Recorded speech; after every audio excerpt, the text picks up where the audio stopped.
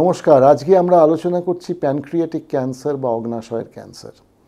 Rare cancer, খুব common নয়, কিন্তু আবার অ্যাট দ্য সেম টাইম যখন হয় তখন দেখা যায় এটাকে ট্যাকল করা খুব ডিফিকাল্ট হয়ে যায়। প্যানক্রিয়াটিক ক্যান্সার কতটা ভয়াবহ সেটা একটা ছোট্ট গল্প বললেই হবে। আপনারা সবাই জানেন স্টিভ জবসের নাম। স্টিভ জবস কিন্তু মারা যায় এই প্যানক্রিয়াটিক ক্যান্সারে। তার হাতে কিন্তু সমস্ত চিকিৎসা অ্যাভেলেবেল ছিল, still he could not survive. Pancreatic ক্যান্সারের এইটাই মজা। প্রথম কথা, প্যানক্রিয়াটিক ক্যান্সার ধরাই পড়ে না। It's a silent disease, hardly any symptoms, and you can go on undetected for years together. Pancreatic cancer প্রাথমিকভাবে বলি দুভাবে হয়, দু রকম প্যানক্রিয়াটিক ক্যান্সার হয়। একটা হচ্ছে অ্যাডিনোকার্সিনোমা বা common pancreatic cancer, garden variety pancreatic cancer. আর একটা হচ্ছে neuroendocrine tumour, neuroendocrine pancreatic cancer.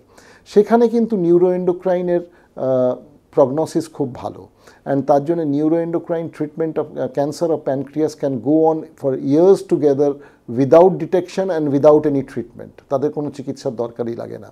কিছু কিছু ক্ষেত্রে অবশ্যই চিকিৎসা লাগে এবং সেখানে চিকিৎসা করে তাকে বহু বছর বাঁচিয়ে নিয়ে যাওয়া যায়।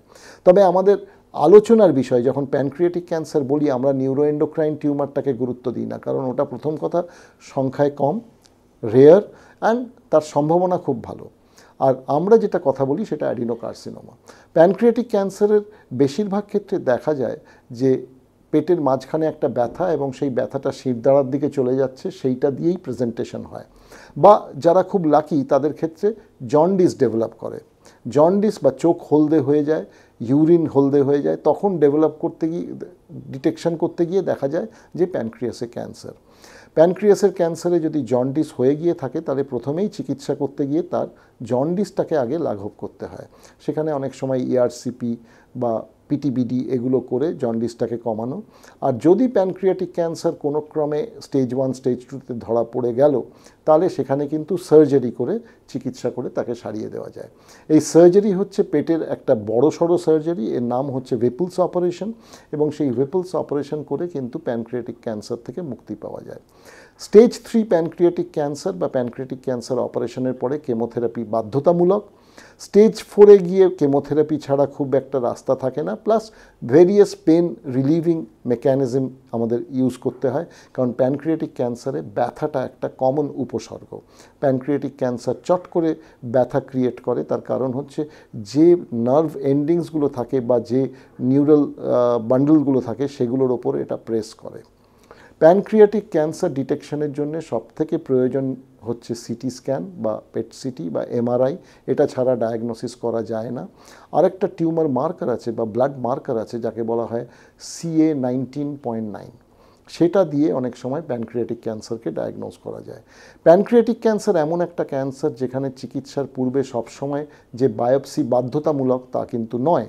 আর্লি স্টেজ প্যানক্রিয়াটিক ক্যান্সার যদি আমরা সিটি স্ক্যানে দেখি এবং আমাদের যদি ক্লিনিক্যালি মনে হয় এটা প্যানক্রিয়াটিক ক্যান্সার এবং আমরা যদি সার্জারির জন্য ঠিক করি, তাহলে কিন্তু উইদাউট বায়োপসি প্যানক্রিয়াটিক ক্যান্সারের সার্জারি করা যায়, এবং সার্জারি করে পুরো স্পেসিমেনটাই বায়োপসির জন্য পাঠাতে হবে।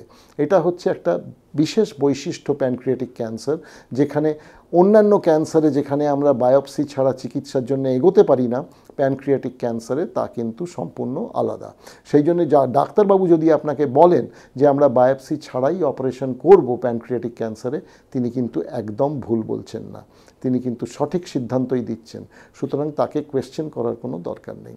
প্যানক্রিয়াটিক ক্যান্সারে এটাই বৈশিষ্ট্য।